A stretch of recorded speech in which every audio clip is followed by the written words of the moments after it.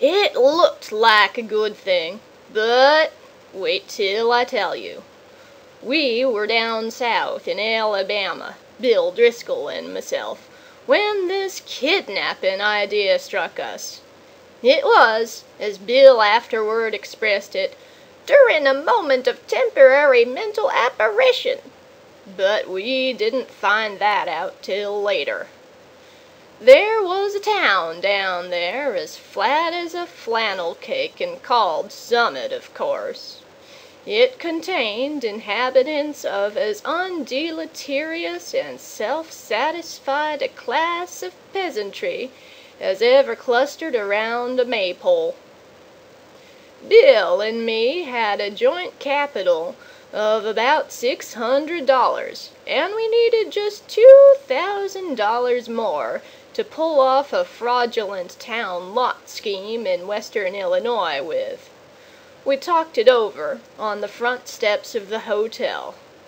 Philoprogenitiveness, says we, is strong in semi-rural communities. Therefore, and for other reasons, a kidnapping project ought to do better there than in the radius of newspapers that send reporters out in plain clothes to stir up talk about such things. We knew that Summit couldn't get after us with anything stronger than constables and maybe some lackadaisical bloodhounds and a diatribe or two in the weekly farmer's budget. So it looked good. We selected for our victim the only child of a prominent citizen named Ebenezer Dorset. The father was respectable and tight, a mortgage fancier, and a stern, upright collection plate passer and forecloser. The kid was a boy of 10 with bas-relief freckles, and hair the color of the cover of the magazine you buy at the newsstand when you want to catch a train. Bill and me figured that Ebenezer would melt down for a ransom of $2,000 to a cent. But wait till I tell you. About 2 miles from Summit was a little mountain, covered with a dense cedar brake. On the rear elevation of this mountain was a cave. There we stored provisions. One evening after sundown, we drove in a buggy past old Dorset's house. The kid was in the street, throwing rocks at a kitten on the opposite fence. "Hey, little boy," says Bill, "would you like to have a bag of candy and a nice ride?" The boy catches Bill neatly in the eye with a piece of brick. "That will cost the old man an extra $500, says Bill, climbing over the wheel. That boy put up a fight like a welterweight cinnamon bear, but at last we got him down in the bottom of the buggy and drove away. We took him up to the cave, and I hitched the horse in the cedar brake. After dark, I drove the buggy to the little village 3 miles away, where we had hired it, and walked back to the mountain.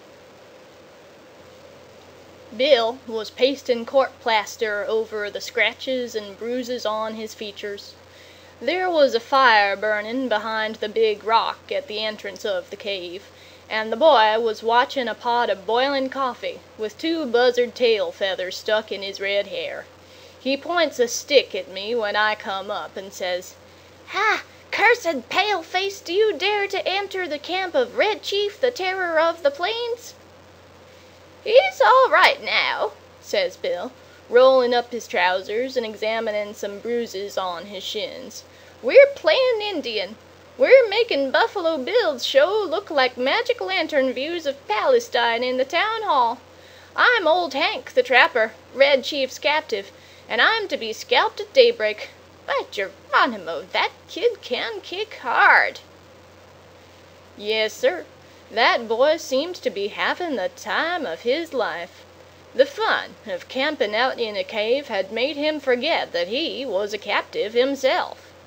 he immediately christened me Snake-eye, the Spy, and announced that, when his braves returned from the warpath, I was to be broiled at the stake at the rising of the sun. Then we had supper, and he filled his mouth full of bacon and bread and gravy and began to talk. He made a during dinner speech something like this. I like this fine. I never camped out before, but I had a pet possum once, and I was 9 last birthday. I hate to go to school. Rats ate up 16 of Jimmy Talbot's aunt's speckled hen's eggs. Are there any real Indians in these woods? I want some more gravy. Does the trees movin' make the wind blow? We had 5 puppies. What makes your nose so red, Hank? My father has lots of money. Are the stars hot? I whipped Ed Walker twice Saturday. I don't like girls. You dasn't catch toads unless with a string. Do oxen make any noise? Why are oranges round? Have you got beds to sleep on in this cave? Amos Murray has got 6 toes. A parrot can talk, but a monkey or a fish can't. How many does it take to make 12? Every few minutes he would remember that he was a pesky redskin, and pick up his stick rifle and tiptoe to the mouth of the cave to rubber for the scouts of the hated paleface. Now and then he would let out a war whoop that made old Hank the Trapper shiver. That boy had Bill terrorized from the start. "Red Chief," says I to the kid, "would you like to go home?" "Oh, what for?" says he. "I don't have any fun at home. I hate to go to school. I like to camp out. You won't take me back home again, Snake-eye, will you?" "Not right away," says I. "We'll stay here in the cave a while." "All right," says he. "That'll be fine. I never had such fun in all my life." We went to bed about 11 o'clock. We spread down some wide blankets and quilts and put Red Chief between us. We weren't afraid he'd run away. He kept us awake for 3 hours, jumping up and reaching for his rifle and screeching, "Hist! Pard!" in mine and Bill's ears, as the fancied crackle of a twig or the rustle of a leaf revealed to his young imagination the stealthy approach of the outlaw band. At last I fell into a troubled sleep, and dreamed that I had been kidnapped and chained to a tree by a ferocious pirate with red hair. Just at daybreak I was awakened by a series of awful screams from Bill. They weren't yells, or howls, or shouts, or whoops, or yops, such as you'd expect from a manly set of vocal organs. They were simply indecent, terrifying, humiliating screams, such as women emit when they see ghosts or caterpillars. It's an awful thing to hear a strong, desperate, fat man scream incontinently in a cave at daybreak. I jumped up to see what the matter was. Red Chief was sitting on Bill's chest, with one hand twined in Bill's hair. In the other he had the sharp case knife we used for slicing bacon, and he was industriously and realistically trying to take Bill's scalp, according to the sentence that had been pronounced upon him the evening before. I got the knife away from the kid and made him lie down again. But from that moment Bill's spirit was broken. He laid down on his side of the bed, but he never closed an eye again in sleep as long as that boy was with us. I dozed off for a while, but along toward sun-up I remembered that Red Chief had said I was to be burned at the stake at the rising of the sun. I wasn't nervous or afraid, but I sat up and lit my pipe and leaned against a rock. "What you getting up so soon for, Sam?" asked Bill. "Me?" says I. "Oh, I got a kind of a pain in my shoulder. I thought sitting up would rest it." "You're a liar!" says Bill. "You're afraid. You was to be burned at sunrise, and you was afraid he'd do it. And he would, too, if he could find a match. Ain't it awful, Sam? Do you think anybody will pay out money to get a little imp like that back home?" "Sure," said I. "A rowdy kid like that is just the kind that parents dote on. Now, you and the chief get up and cook breakfast, while I go up on the top of this mountain and reconnoiter." I went up on the peak of the little mountain and ran my eye over the contiguous vicinity. Over toward Summit I expected to see the sturdy yeomanry of the village armed with scythes and pitchforks, beating the countryside for the dastardly kidnappers. But what I saw was a peaceful landscape dotted with one man plowing with a dun mule. Nobody was dragging the creek, no couriers dashed hither and yon, bringing tidings of no news to the distracted parents. There was a sylvan attitude of somnolent sleepiness pervading that section of the external outward surface of Alabama that lay exposed to my view.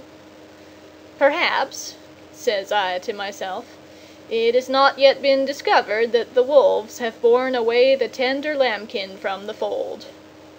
Heaven help the wolves," says I, and I went down the mountain to breakfast. When I got to the cave, I found Bill backed up against the side of it, breathing hard, and the boy threatening to smash him with a rock half as big as a coconut. "He put a red-hot boiled potato down my back," explained Bill, "and then mashed it with his foot, and I boxed his ears. Have you got a gun about you, Sam?" I took the rock away from the boy and kind of patched up the argument. "I'll fix you," says the kid to Bill. "No man ever yet struck the Red Chief but what he got paid for it. You better beware." After breakfast, the kid takes a piece of leather with strings wrapped around it out of his pocket and goes outside the cave unwinding it. "What's he up to now?" says Bill anxiously. "You don't think he'll run away, do you, Sam?" "No fear of it," says I. "He don't seem to be much of a homebody. But we've got to fix up some plan about the ransom.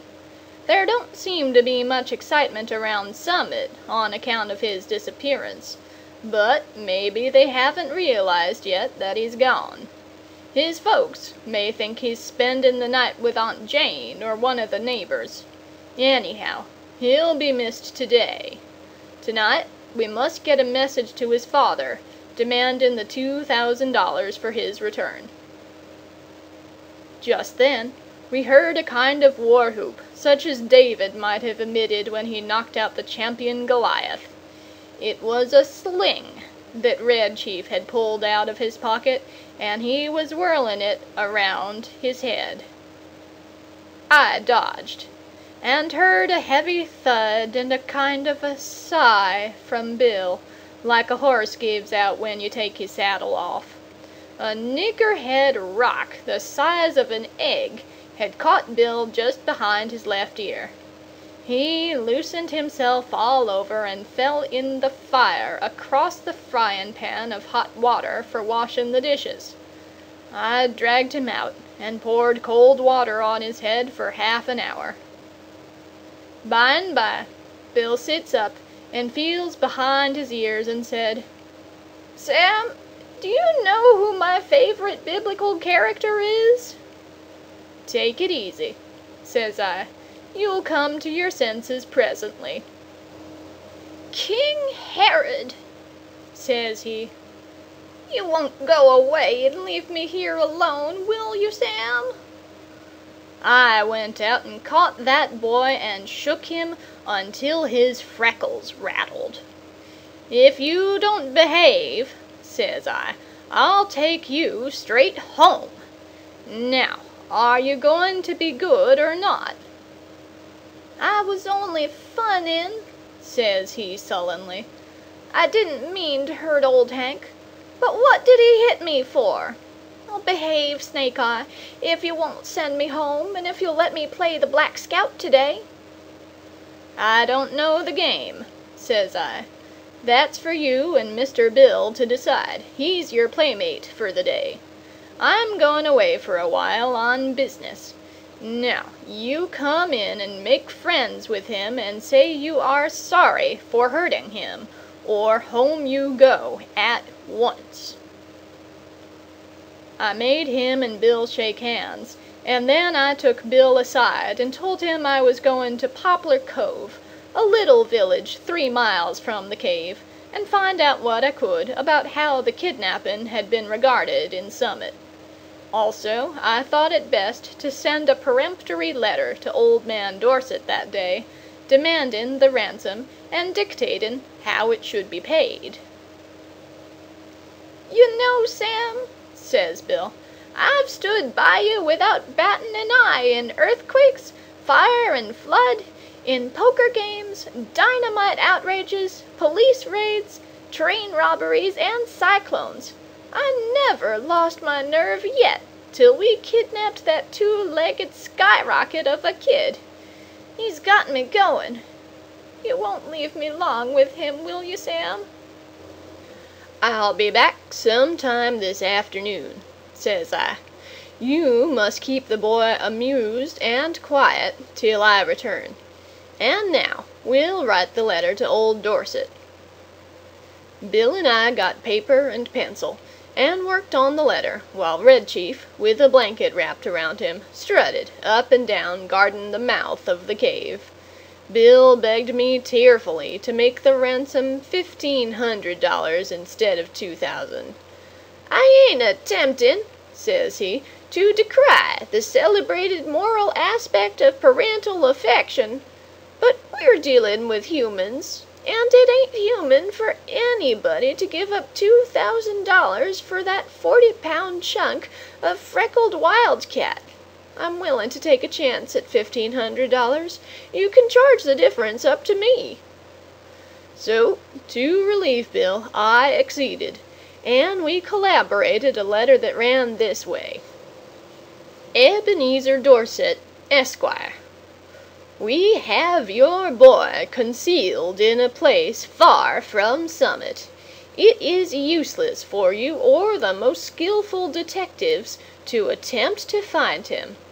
Absolutely, the only terms on which you can have him restored to you are these: we demand $1,500 in large bills for his return. The money to be left at midnight tonight, at the same spot and in the same box as your reply as hereinafter described.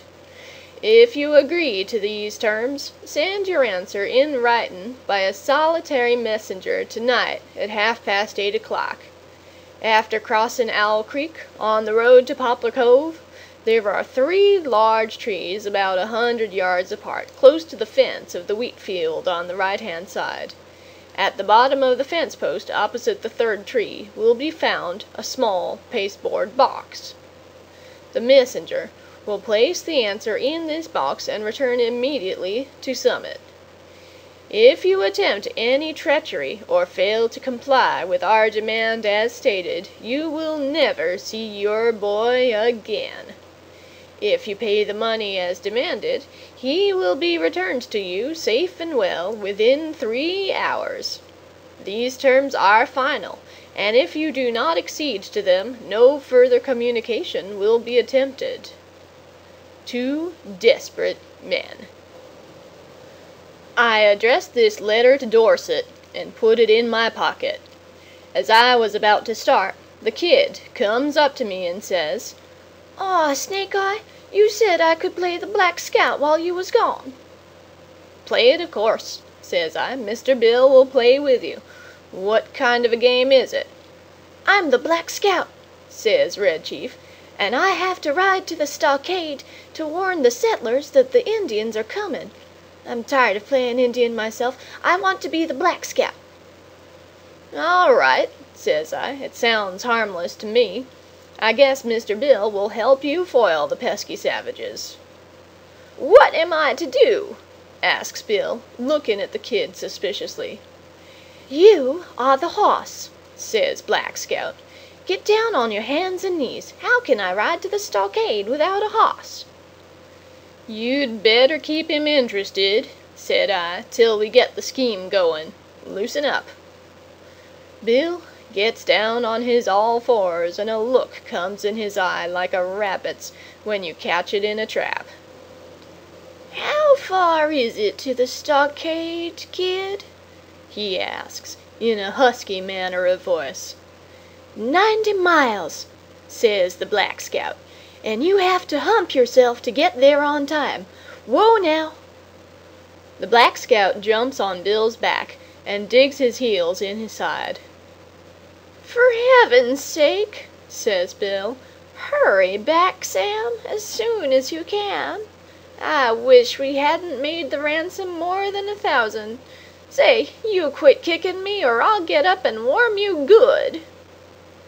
I walked over to Poplar Cove and sat around the post office and store, talking with the chawbacons that came in to trade. One whiskerando says that he hears Summit is all upset on account of Elder Ebenezer Dorset's boy having been lost or stolen. That was all I wanted to know. I bought some smoking tobacco, referred casually to the price of black-eyed peas, posted my letter surreptitiously, and came away. The postmaster said the mail carrier would come by in an hour to take the mail on to Summit. When I got back to the cave, Bill and the boy were not to be found. I explored the vicinity of the cave and risked a yodel or two, but there was no response. So I lighted my pipe and sat down on a mossy bank to await developments. In about half an hour I heard the bushes rustle, and Bill wabbled out into the little glade in front of the cave. Behind him was the kid, stepping softly like a scout, with a broad grin on his face. Bill stopped, took off his hat, and wiped his face with a red handkerchief. The kid stopped about 8 feet behind him. Sam, says Bill, I suppose you'll think I'm a renegade, but I couldn't help it. I'm a grown person with masculine proclivities and habits of self-defense, but there is a time when all systems of egotism and predominance fail. The boy is gone. I have sent him home. All is off. There was martyrs in old times, goes on Bill, that suffered death rather than give up the particular graft they enjoyed. None of 'em was subjugated to such supernatural tortures as I have been. I tried to be faithful to our articles of depredation, but there came a limit. What's the trouble, Bill? I asks him.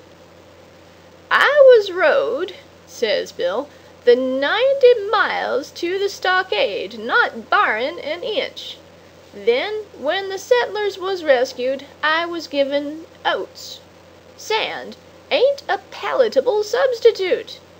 And then, for an hour, I had to try to explain to him why there was nothing in holes, how a road can run both ways, and what makes the grass green. I tell you, Sam, a human can only stand so much. I takes him by the neck of his clothes and drags him down the mountain.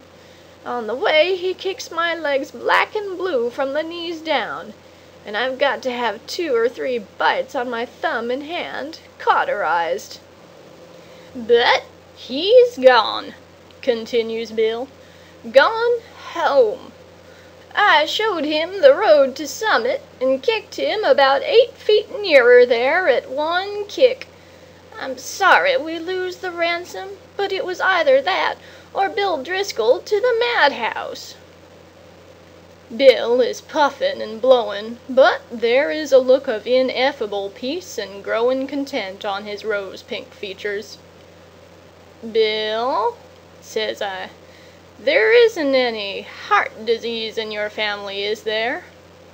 Nope, says Bill. "Nothing chronic except malaria and accidents." "Why?" "Then you might turn around," says I, "and have a look behind you." Bill turns and sees the boy, and loses his complexion, and sits down plump on the ground, and begins to pluck aimlessly at grass and little sticks. For an hour I was afraid for his mind. And then I told him that my scheme was to put the whole job through immediately, and that we would get the ransom and be off with it by midnight if old Dorset fell in with our proposition. So Bill braced up enough to give the kid a weak sort of a smile, and a promise to play the Russian in a Japanese war with him as soon as he felt a little better. I had a scheme for collecting that ransom without danger of being caught by counterplots that ought to commend itself to professional kidnappers. The tree under which the answer was to be left, and the money later on, was close to the road fence, with big bare fields on all sides. If a gang of constables should be watching for anyone to come for the note, they could see him a long way off, crossing the fields or in the road. But no siree. At 8:30, I was up in that tree as well hidden as a tree toad, waiting for the messenger to arrive. Exactly on time, a half-grown boy rides up the road on a bicycle, locates the pasteboard box at the foot of the fence post, slips a folded piece of paper into it, and pedals away again back toward Summit. I waited an hour, and then concluded the thing was square. I slid down the tree, got the note, slipped along the fence till I struck the woods, and was back at the cave in another half an hour. I opened the note, got near the lantern, and read it to Bill. It was written with a pen in a crabbed hand, and the sum and substance of it was this: 2 desperate men. Gentlemen, I received your letter today by post in regard to the ransom you ask for the return of my son. I think you are a little high in your demands, and I hereby make you a counter-proposition, which I am inclined to believe you will accept. You bring Johnny home, and pay me $250 in cash, and I agree to take him off your hands. You had better come at night, for the neighbors believe he is lost, and I couldn't be responsible for what they would do to anybody they saw bringing him back. Very respectfully, Ebenezer Dorset. Great pirates of Penzance, says I, of all the impudent... But I glanced at Bill and hesitated. He had the most appealing look in his eyes I ever saw on the face of a dumb or a talking brute.